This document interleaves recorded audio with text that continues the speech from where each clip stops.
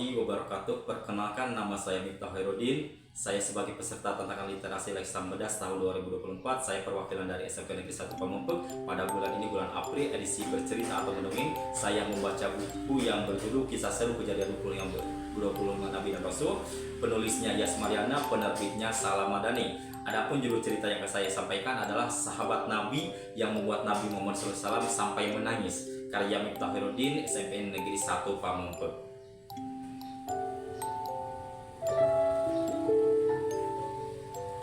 Diceritakan, setiap hari usai sholat subuh berjamaah bersama Rasulullah SAW, ada sahabat Nabi yang bernama Abu Dujana selalu terburu-buru pulang tanpa menunggu Rasulullah SAW selesai berdoa pada sholat.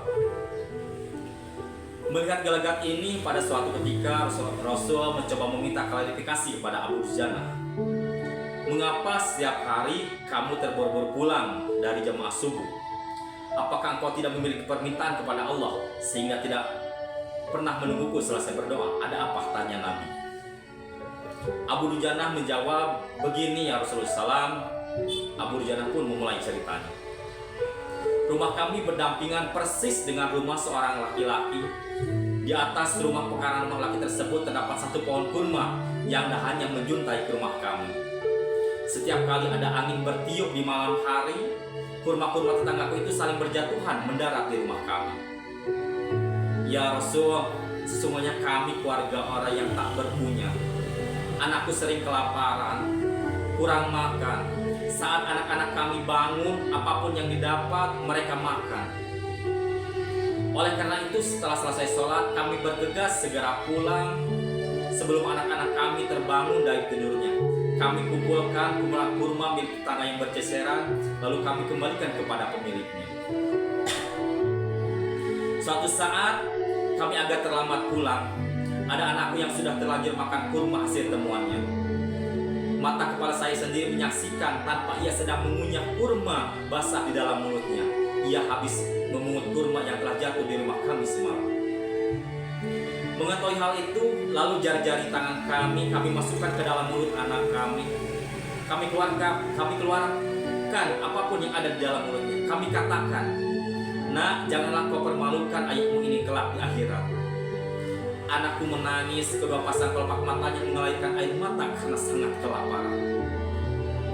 Wahai Rasulullah, kami katakan kembali kepada anakku, hingga nyawa lepas pun aku tidak akan rela meninggalkan harta haram di dalam perutmu. Seluruh isi perut haram itu akan aku keluarkan, akan aku kembalikan bersama kurma-kurma lain kepada pemiliknya yang berhak. Mendengar hal itu, mata Rasulullah SAW pun berkaca-kaca.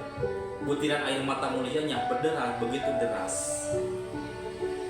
Baginda Rasulullah SAW kemudian mencoba mencari tahu siapa sebenarnya pemilik pohon kurma yang dimaksud Abu Dujana.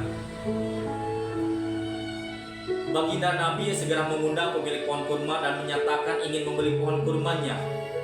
Bisakah jika engkau menjual pohon kurma itu, akan aku gantikan dengan 10 kali lipat dengan pohon kurma yang lebih bagus. Pohonnya terbuat dari batu jambul berwarna biru, disirami dengan emas merah, tangkainya dari mutiara putih.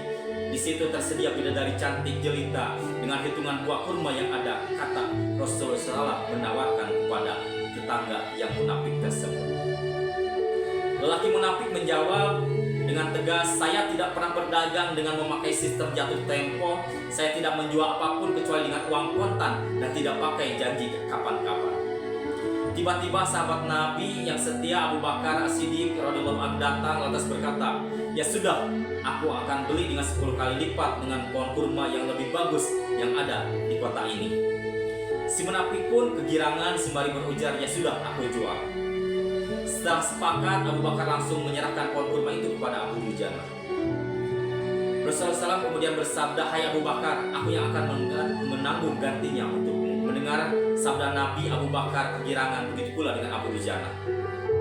Sedangkan si munafik berjalan pulang menemui istrinya lalu menceritakan kisah yang baru saja ia alami. Wahai istriku, aku telah mendapat untung yang banyak. Aku telah dapat 10 pohon kurma yang lebih bagus. Padahal kurma yang aku jual itu masih berada di pekarangan rumahku. Aku tetap akan memakannya lebih dahulu dan buah-buahnya pun tidak akan pernah aku berikan kepada tetangga kita sedikit pun.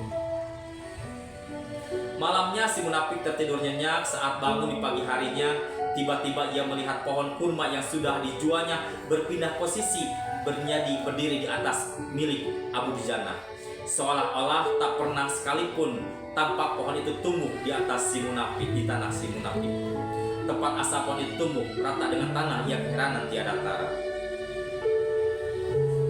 Demikian kisah sahabat dan pohon kurma yang membuat Rasulullah SAW menangis. Hikmah yang dapat kita petik dari kisah ini adalah kehati-hatian para sahabat menjaga diri dan keluarganya dari makan makanan haram. Dan mudah-mudahan kita sebagai umat Nabi bisa meniru, bisa menjalankan, bisa menjaga keluarga kita dari apa-apa yang diharamkan, baik dari makanan ataupun dari sikap apapun, sehingga keluarga kita dapat dijauhkan dari siksa api neraka. Demikian cerita sahabat Nabi yang dapat saya sampaikan. Mudah-mudahan dapat ambil hikmahnya, dan mohon maaf apabila ada kesalahan dan